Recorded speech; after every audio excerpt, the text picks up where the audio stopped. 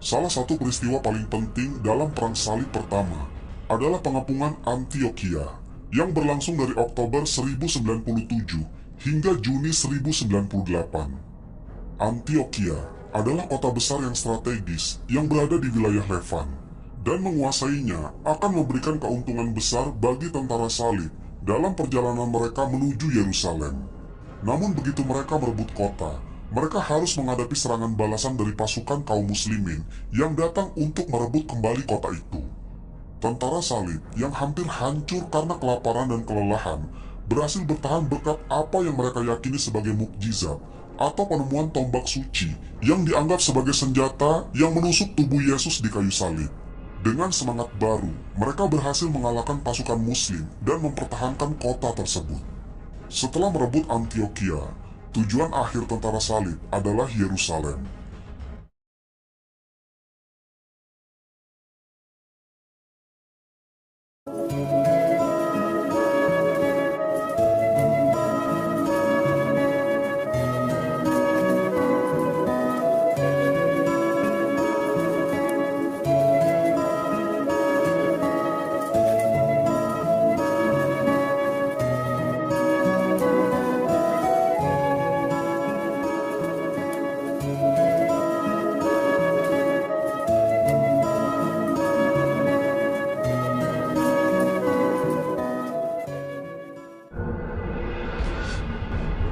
Bayangkan, sebuah perang yang tidak hanya berlangsung selama beberapa dekade, tapi berabad-abad, yang mengguncang 3 benua dan melibatkan kerajaan terbesar di dunia. Ini adalah Perang Salib, konflik epik yang tak sekedar perebutan tanah, melainkan benturan dua peradaban besar, yaitu Kristen dan Islam, yang akan menentukan nasib dunia selama ribuan tahun ke depan. Namun, apakah benar Perang Salib hanya tentang perang agama? Atau ada kepentingan tersembunyi seperti intrik politik dan ambisi pribadi yang mengubah jalur sejarah? Anda akan melihat lebih dari sekedar pertempuran berdarah di padang pasir Yerusalem. Ini adalah kisah tentang para kesatria yang mempertaruhkan segalanya demi kemuliaan, pemimpin yang melakukan pengkhianatan demi kekuasaan, dan negosiasi di balik tirai yang menentukan nasib bangsa. Apa yang sebenarnya terjadi ketika bendera salib pertama kali dikibarkan? Mengapa ribuan orang dari seluruh Eropa berbondong-bondong menuju Tanah Suci, meninggalkan keluarga dan kehidupan mereka hanya untuk menghadapi musuh yang tidak pernah mereka bayangkan? Bersiaplah untuk mengeksplorasi sisi lain dari Perang Salib yang jarang dibahas, dari intrik politik di Istana Vatikan hingga strategi militer yang belum pernah terdengar. Apa yang membuat para raja, paus, dan panglima perang bersedia mengorbankan segalanya demi perang ini? Dan bagaimanakah kisah ini akhirnya mengubah tatanan dunia, meninggalkan jejak yang masih terasa hingga sekarang? Jangan lewatkan kisah penuh teka-teki ini, karena di balik setiap kemenangan dan kekalahan, ada rahasia yang belum terungkap.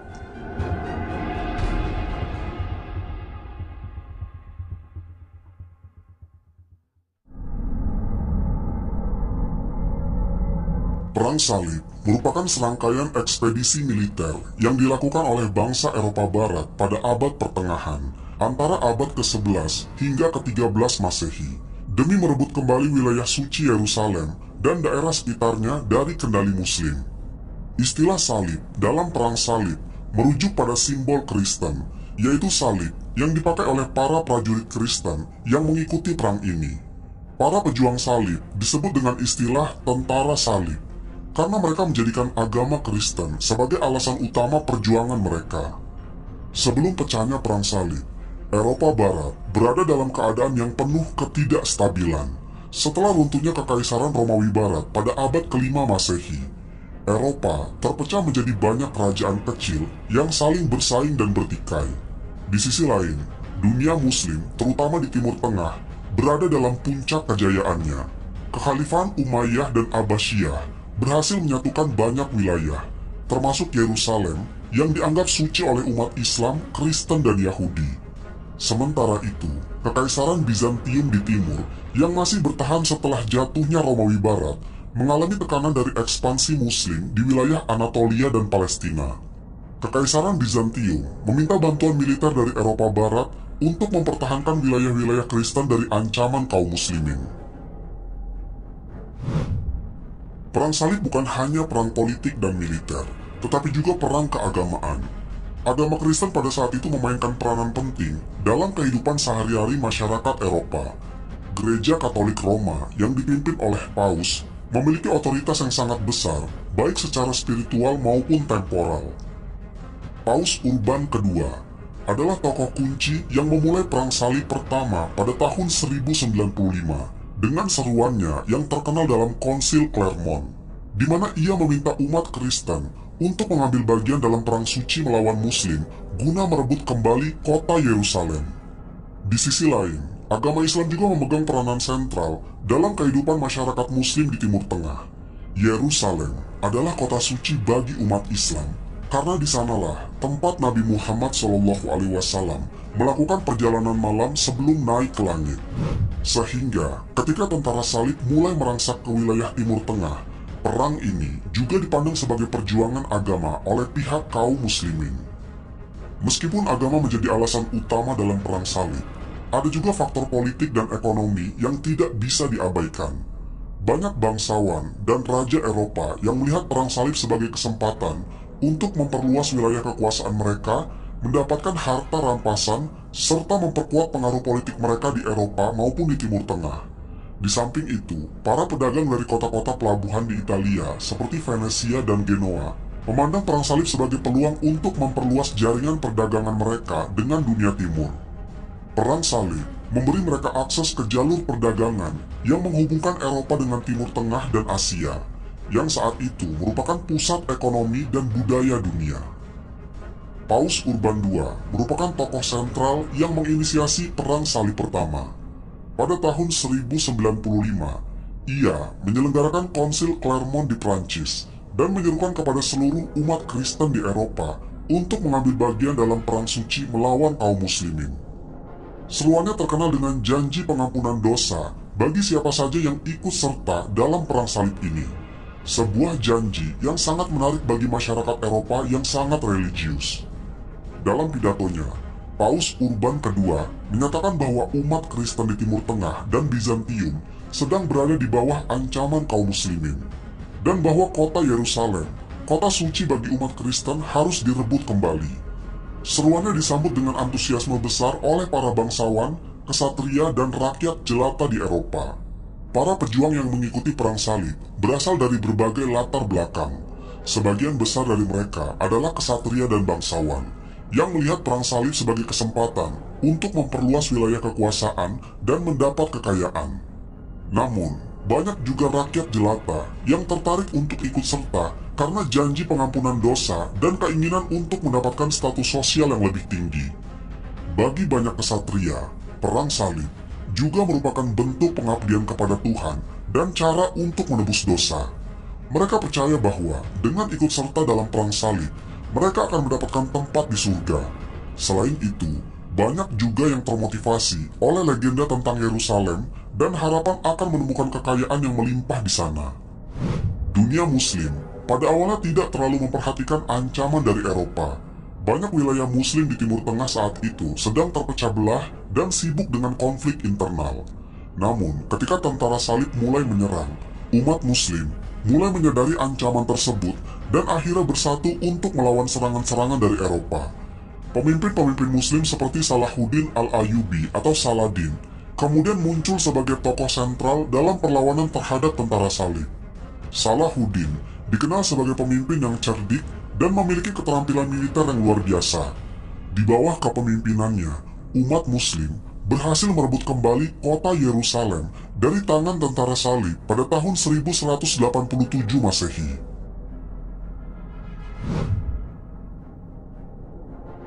Perang Salib Pertama adalah ekspedisi pertama yang diluncurkan oleh Eropa Barat untuk merebut kembali tanah suci dari kekuasaan kaum muslimin. Seruan Paus Urban II dalam Konsili Clermont pada tahun 1095 memberikan motivasi besar bagi banyak orang Eropa untuk ikut serta dalam perang ini. Meskipun latar belakang religius menjadi alasan utama, berbagai faktor politik, ekonomi, dan sosial juga mendorong ribuan kesatria, petani, dan rakyat jelata untuk ikut bergabung. Sebelum tentara salib meninggalkan Eropa, wilayah-wilayah seperti Prancis, Jerman, dan Italia sedang mengalami ketidakstabilan ekonomi dan politik. Konflik internal antara para bangsawan, raja, dan gereja menciptakan suasana tegang yang memicu dukungan luas terhadap kampanye militer ke Timur Tengah. Selain itu, adanya laporan tentang penganiayaan terhadap umat Kristen di Tanah Suci oleh kekuatan Muslim membuat seruan perang Paus lebih meyakinkan di mata orang Eropa. Setelah konsili Clermont, banyak kesatria, bangsawan, dan orang awam mulai mempersiapkan diri untuk perjalanan jauh ke Yerusalem. Persiapan ini mencakup penggalangan dana, pelatihan militer, dan pengorganisasian pasukan. Banyak kesatria menjual tanah atau mencari sponsor untuk membiayai perjalanan mereka. Sementara yang lain berusaha memperoleh perlengkapan dan persenjataan yang memadai. Namun tidak semua yang mengikuti perang salib adalah prajurit yang terlatih. Ribuan petani dan rakyat yang miskin, yang kemudian dikenal sebagai perang salib rakyat, juga ikut bergabung dalam perang ini. Dipimpin oleh pemimpin karismatik seperti Petrus Pertapa, mereka memulai perjalanan ke Timur Tengah tanpa persiapan yang cukup, baik dari segi persenjataan maupun strategi militer. Pada musim semi tahun 1096, gelombang pertama tentara salib yang sebagian besar terdiri dari rakyat biasa mulai bergerak menuju Konstantinopel, ibu kota Kekaisaran Bizantium. Kekaisaran Bizantium pada awalnya memberikan bantuan logistik kepada mereka, namun kemudian menjadi khawatir dengan jumlah besar orang-orang tak terlatih yang tiba di perbatasan mereka. Perang Salib Rakyat adalah salah satu bagian awal dari Perang Salib Pertama. Namun, kampanye ini segera berubah menjadi bencana. Ribuan petani yang tidak terlatih menghadapi berbagai kesulitan di sepanjang perjalanan, termasuk serangan dari penduduk lokal, kelaparan, dan penyakit. Ketika mereka tiba di wilayah Bizantium, banyak yang tewas atau menjadi korban kekerasan. Di bawah pimpinan Petrus Pertapa dan Walter Sans Avoyr, para pejuang rakyat ini akhirnya mencapai Anatolia. Namun mereka tidak siap menghadapi pasukan kaum muslimin yang lebih terorganisir. Tentara Muslim di wilayah tersebut dengan mudah mengalahkan mereka, menewaskan sebagian besar dari mereka. Ini menandai kegagalan pertama dari upaya perang salib, yang kemudian diikuti oleh kampanye yang lebih terorganisir oleh para kesatria dan bangsawan. Setelah kegagalan perang salib rakyat, gelombang kedua tentara salib yang lebih terorganisir, yang terdiri dari kesatria dan bangsawan dari beberapa kerajaan di Eropa, memulai perjalanan mereka ke Timur Tengah. Dipimpin oleh para tokoh penting seperti Godfrey dari Bouillon, Raymond IV dari Toulouse, Bohemond dari Taranto, dan Baldwin dari Boulogne. Pasukan ini lebih disiplin dan memiliki tujuan yang jelas. Tentara ini bergerak menuju Konstantinopel, di mana mereka bernegosiasi dengan Kaisar Alexios I dari Bizantium. Alexios meminta agar tanah-tanah yang direbut oleh tentara salib nantinya dikembalikan ke Kaisaran Bizantium. Suatu perjanjian yang disepakati oleh para pemimpin salib meskipun kemudian diabaikan. Pertempuran besar pertama yang dihadapi oleh tentara salib adalah pengepungan kota Nisea pada tahun 1097. Kota ini terletak di Anatolia dan dikuasai oleh Kekhalifahan Seljuk yang dipimpin oleh Kilich Arslan I. Tentara salib dengan bantuan Bizantium mengepung kota tersebut dan melakukan serangan terkoordinasi. Kilich Arslan yang meremehkan kekuatan tentara salib setelah kekalahan perang salib rakyat tidak mempersiapkan pertahanan yang kuat. Namun, ketika ia mencoba untuk mengirim bala bantuan, tentara salib berhasil memukul mundur pasukan Seljuk dan mengepung kota dari segala arah. Akhirnya, pada bulan Juni tahun 1097, Nisea menyerah kepada Bizantium yang segera mengambil alih kota tersebut. Setelah merebut Nisea, tentara salib melanjutkan perjalanan mereka ke Yerusalem. Kemudian pada bulan Juli tahun 1097, mereka dihadang oleh pasukan Seljuk dalam pertempuran Dorileum. Pertempuran ini merupakan salah satu pertempuran paling dramatis dalam Perang Salib Pertama.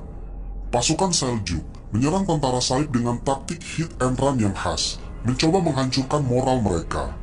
Namun, tentara salib berhasil bertahan dan melakukan serangan balik yang terkoordinasi, yang akhirnya memaksa pasukan Seljuk untuk mundur. Kemenangan ini membuka jalan bagi tentara salib untuk melanjutkan perjalanan mereka melalui Anatolia menuju wilayah Levant. Salah satu peristiwa paling penting dalam Perang Salib pertama adalah pengepungan Antioquia yang berlangsung dari Oktober 1097 hingga Juni 1098. Antioquia adalah kota besar yang strategis yang berada di wilayah Levant, dan menguasainya akan memberikan keuntungan besar bagi tentara salib dalam perjalanan mereka menuju Yerusalem. Pengepungan ini sangat sulit dan berlangsung selama berbulan-bulan. Tentara salib menghadapi kelaparan, penyakit, dan kurangnya pasokan. Banyak prajurit yang mulai kehilangan semangat.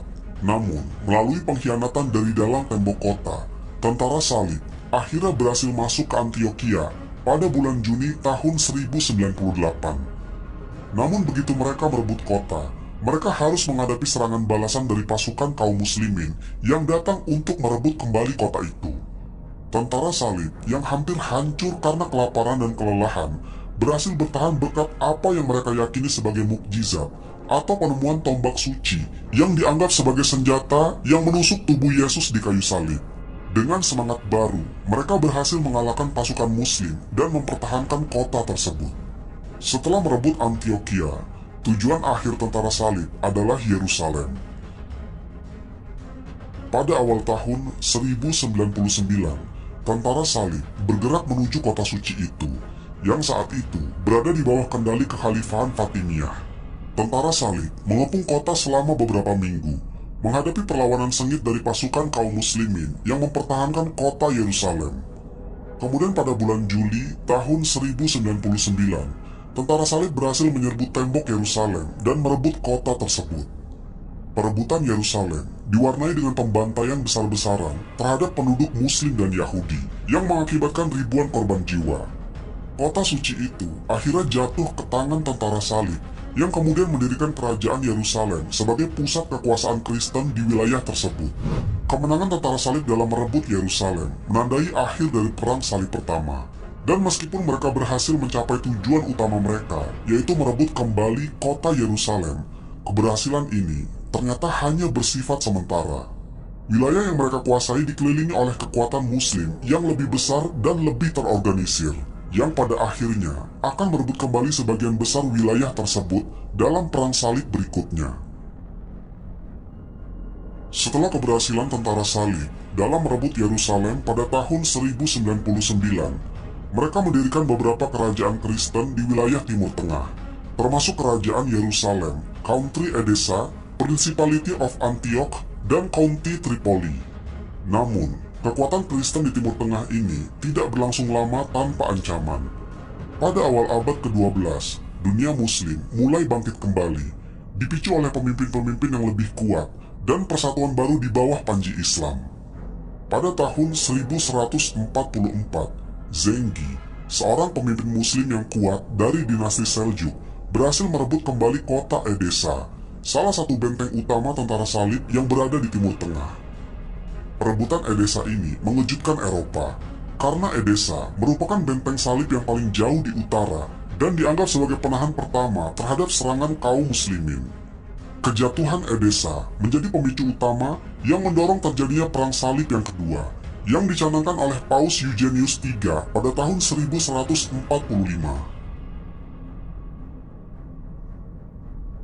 Seperti Perang Salib pertama, Perang Salib kedua juga dimulai dengan seruan dari Paus.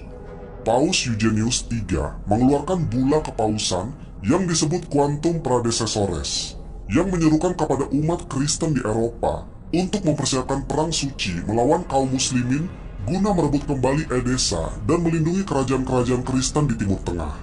Seruan ini mendapat dukungan dari banyak tokoh penting di Eropa, termasuk Raja Louis ke-7 dari Prancis dan Kaisar Konrad III dari Kekaisaran Romawi Suci. Paus Eugenius III juga meminta Bernard dari Clairvaux, seorang biarawan dan teolog terkenal, untuk menyebarkan seruan perang di seluruh Eropa. Bernard, dengan retorikanya yang memukau, berhasil menginspirasi ribuan kesatria dan rakyat jelata untuk bergabung dalam perang suci ini. Dengan cepat, tentara-tentara dari Prancis, Jerman, dan berbagai wilayah lain di Eropa mulai berkumpul untuk memulai perjalanan menuju Timur Tengah. Perang Salib Kedua berbeda dengan Perang Salib Pertama, karena keterlibatan langsung dari dua raja besar Eropa, yaitu Raja Louis VII dari Perancis dan Kaisar Konrad III dari Jerman. Keterlibatan mereka memberi legitimasi yang lebih besar pada Perang Salib yang kedua, dan diharapkan mampu menggalang kekuatan yang lebih besar dan lebih terorganisir daripada kampanye sebelumnya. Raja Louis VII adalah penguasa Perancis yang sangat religius, dan ia merasa bahwa keikutsertaannya dalam Perang Salib adalah bentuk pengabdiannya kepada Tuhan.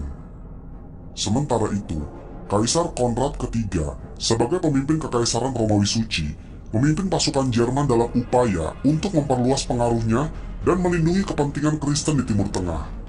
Namun meskipun kedua raja besar ini memimpin tentara salib, koordinasi antara pasukan mereka seringkali kurang baik. Perbedaan strategi dan ketidakcocokan dalam kepemimpinan menyebabkan beberapa pertempuran besar menjadi gagal, yang akan menjadi salah satu alasan utama kegagalan Perang Salib yang kedua. Tentara salib yang dipimpin oleh Louis VII dan Konrad III memutuskan untuk mengambil rute darat menuju Timur Tengah, melewati Anatolia, wilayah yang dikuasai oleh Kekaisaran Bizantium. Kaisar Bizantium saat itu adalah Manuel I Komnenos, menyambut tentara salib, meskipun ia juga khawatir dengan keberadaan pasukan besar Eropa di wilayahnya. Pasukan Konrad III adalah yang pertama bergerak melalui Anatolia, namun mereka segera menghadapi kesulitan. Tentara Seljuk yang menguasai wilayah Anatolia menggunakan taktik serangan gerilya untuk mengganggu pasukan dari Jerman. Dengan kurangnya persiapan dan minimnya pengetahuan tentang medan, pasukan Konrad mengalami kekalahan besar dalam pertempuran Dorylium pada tahun 1147 yang menyebabkan sebagian besar pasukannya musnah. Setelah kekalahan ini, Konrad III bergabung dengan pasukan Louis VII yang juga menghadapi masalah serupa dalam perjalanannya menuju Anatolia. Pasukan Prancis mengalami serangan berulang dari tentara Seljuk dan kehilangan banyak prajurit akibat penyakit, kelaparan, dan pertempuran. Setelah tiba di Yerusalem, tentara salib menyusun rencana untuk merebut kota Damaskus, sebuah pusat penting kekuatan muslim di wilayah tersebut. Pengepungan Damaskus dimulai pada tahun 1148 dan pada awalnya, tentara salib berhasil menekan pertahanan kota tersebut. Namun, kurangnya persiapan dan koordinasi antar pasukan serta pertahanan kuat dari penduduk Damaskus membuat pengepungan ini menjadi gagal. Setelah beberapa hari bertempur, tentara salib memutuskan untuk mundur, sebagian besar karena perpecahan internal di antara para pemimpin salib. Pasukan muslim berhasil mempertahankan kota, dan kekalahan ini dianggap sebagai pukulan besar bagi moral tentara salib dan umat Kristen di Eropa.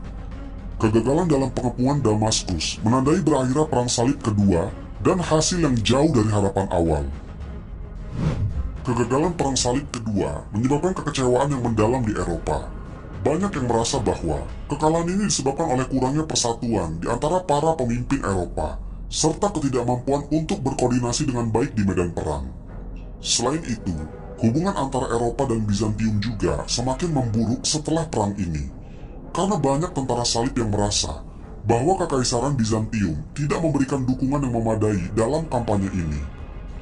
Kegagalan ini juga memberi semangat bagi kekuatan muslim di Timur Tengah yang melihat bahwa tentara salib tidak sekuat yang mereka kira.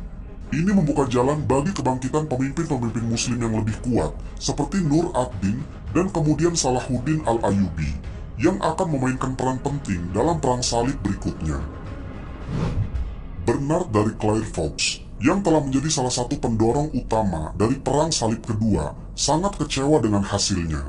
Namun, ia berusaha menghibur umat Kristen dengan menyatakan bahwa kekalahan ini adalah ujian dari Tuhan, dan bahwa mereka harus memperkuat iman mereka.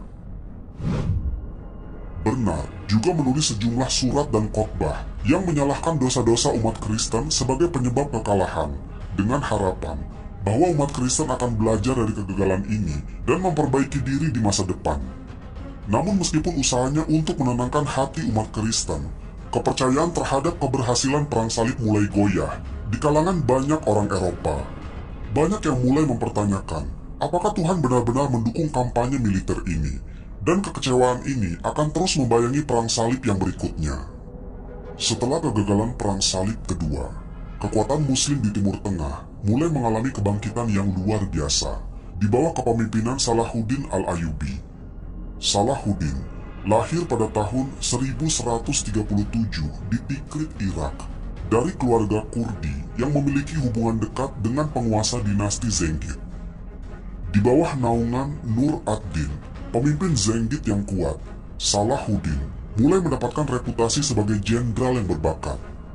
Salahuddin dikenal tidak hanya karena keahlian dalam strategi militer, tetapi juga karena kebijaksanaannya sebagai pemimpin yang adil dan soleh.